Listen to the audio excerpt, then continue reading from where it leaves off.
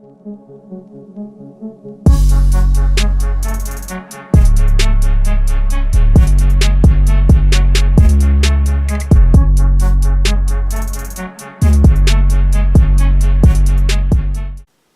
guys, welcome back to the channel. Today I'm going to install the AP1 cluster, and I thought I'd make a special video about it because I have to do a couple of things different. I'm going to replace the complete dash loom, so I have to remove a couple of more things to get it in. I shipped the cluster out to a guy who adjusted the mileage for me from the odometer. The mileage from the cluster was around 70,000 miles, and my car has run a little bit more. That's why I wanted to set the cluster correct to the mileage of the car, so I don't get any problems with the MOT or something. So yeah, that's what I did. I sent it out on Tuesday and got it back yesterday. It's just for my own thoughts, so I know it's right and I don't have any problems. So yeah, we are going to remove this cluster.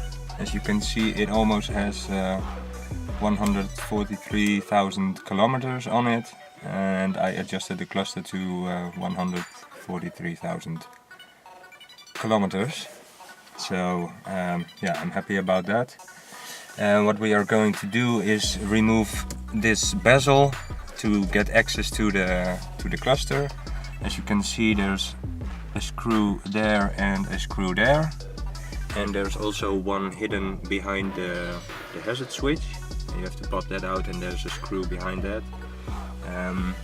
Not every time the screw behind the hazard switch is there, because people don't put it back, or they break the plastic and they can't put the screw back, but mine is still there. I have to remove the mid console to get access to all the wiring there, to rip it out.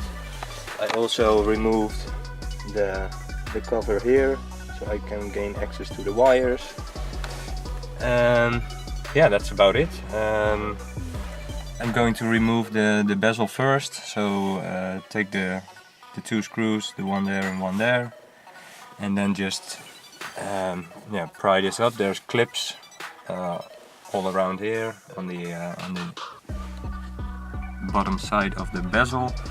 I usually pry a small screwdriver here. You have to look out that you don't damage the dash, but there's a clip right in this corner, and I press that up with the screwdriver, and then I can just pop out the bezel.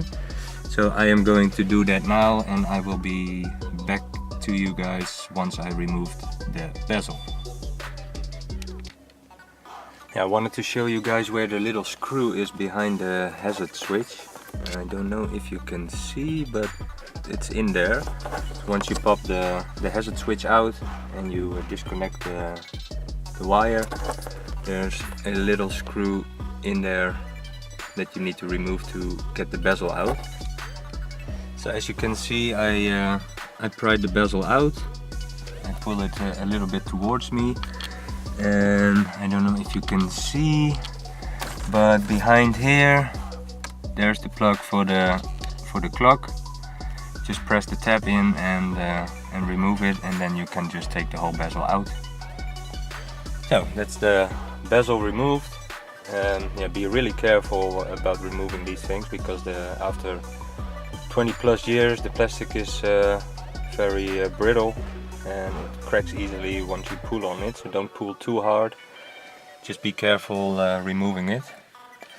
Now we have access to the cluster.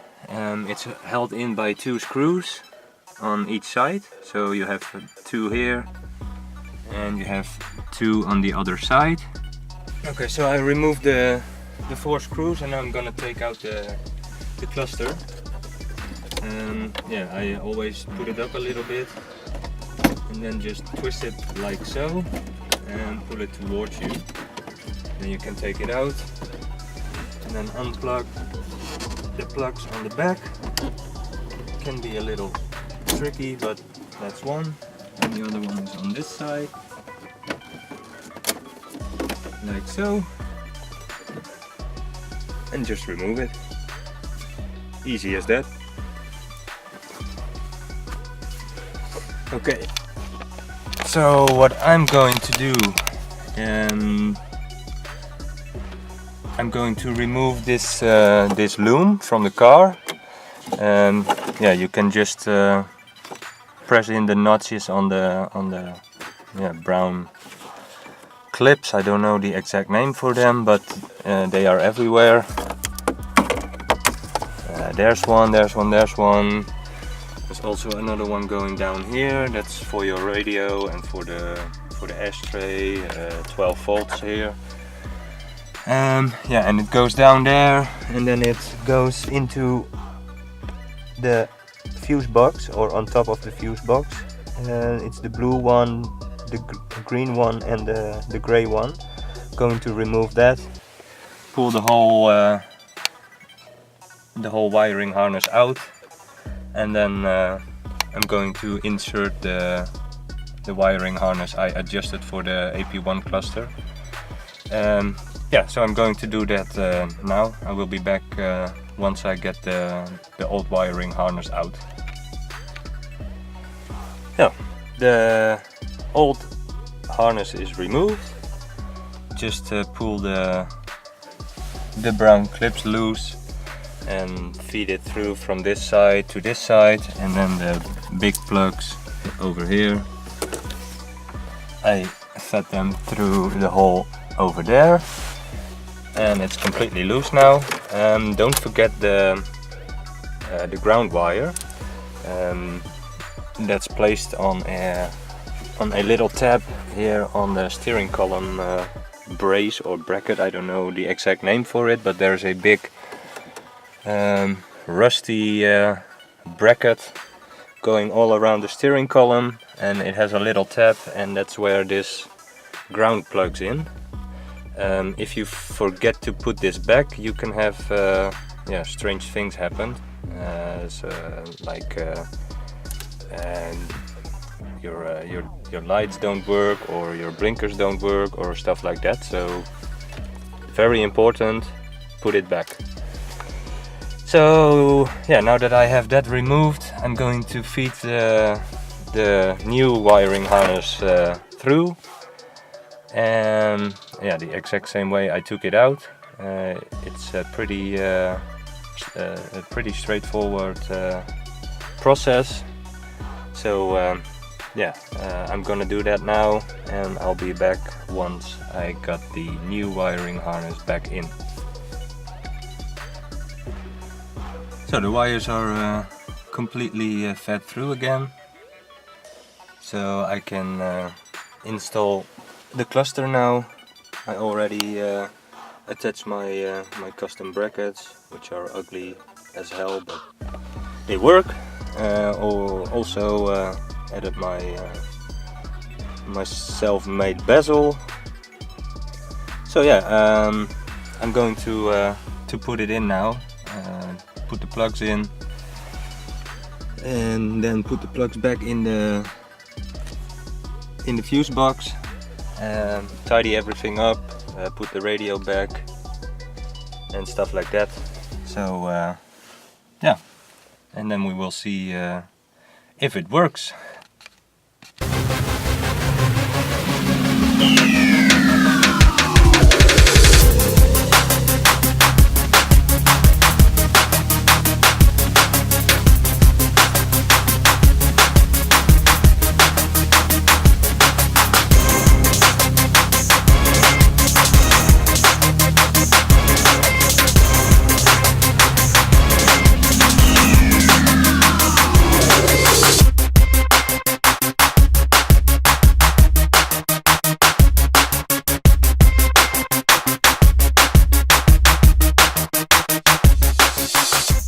So everything's back in the car.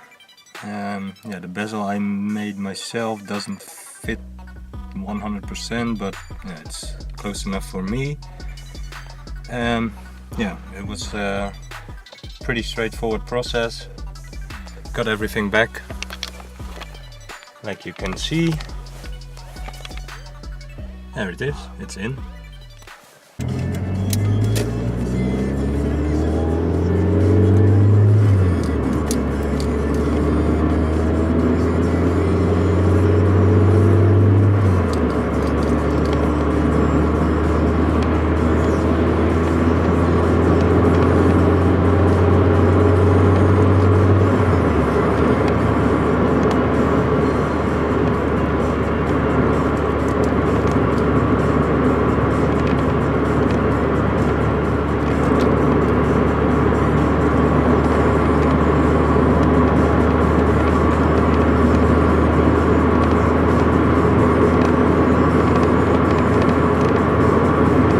As you can see, the cluster is working.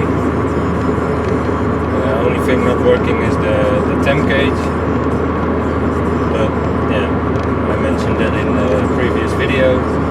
I haven't hooked up the modifier yet, so but I'm not too worried about that. It's just a simple D15B2. Never had any heat issues, so that's fine for me.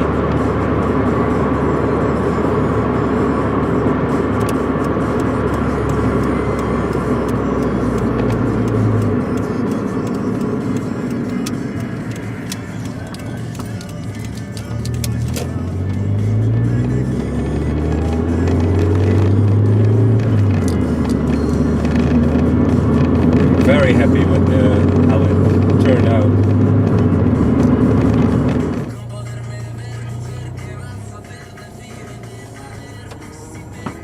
That's the only thing I'm finding a bit strange.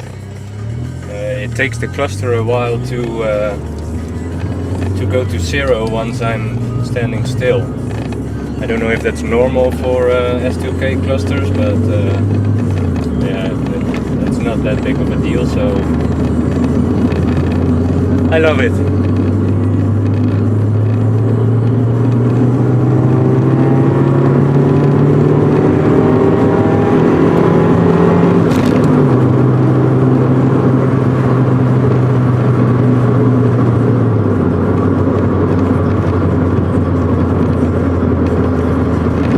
So yeah, that was